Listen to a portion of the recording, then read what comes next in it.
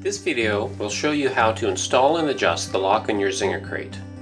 After watching, you should be able to install and adjust the lock and its accessories so the door on your Zinger crate will lock securely while offering a snug and rattle-free fit. Your Zinger crate will have the following lock components: a stainless steel lock with key, machine screws, and lock nuts.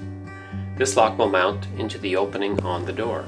Also included is a stainless steel striker plate with flat-headed screws and lock nuts. This part is mounted to the inside edge of the door frame and allows the deadbolt of the lock to engage in behind the striker plate, thus securing the door. This part also prevents damage to the crate's powder coat while opening and closing the door.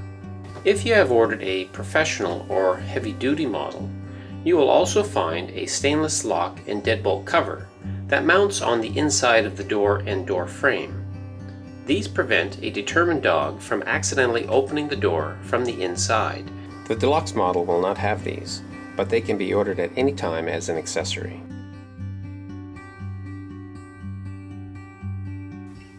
Position the lock into the opening of the door.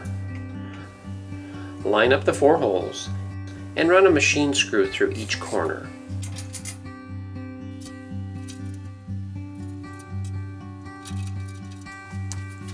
At this time, finger tighten the 4 lock nuts to the screws.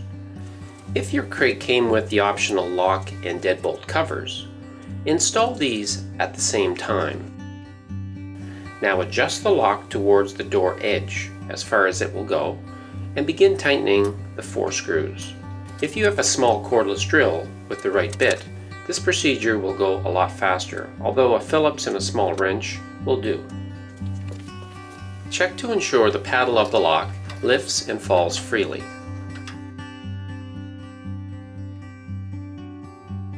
The striker plate plays an important part of the locking system. Position the plate over the inside edge of the door frame. Run the 2 flat-headed screws through the holes and finger tighten the stainless lock nuts onto the screws. At this time, you will notice that the striker plate can move back and forth. This movement allows you to adjust the fit of the door to the lock. We recommend that you first adjust the striker plate as far out as it goes and tighten the screws. If you later want your door to have a tighter fit, you will be able to adjust the plate inward at that time. After you have installed the lock and striker, close the door to ensure that the deadbolt of the lock slides in behind the striker plate.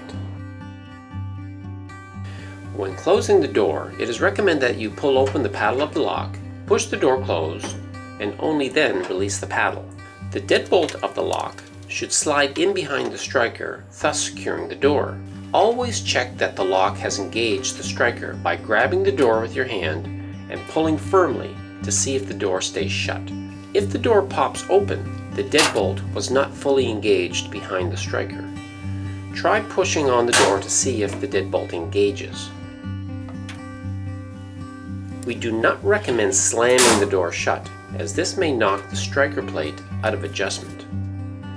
If you are after the tightest and most secure fit, but still have a difficult time getting the door to lock, grab the door and the door frame with both hands and squeeze them together to get the deadbolt to slide in behind the plate.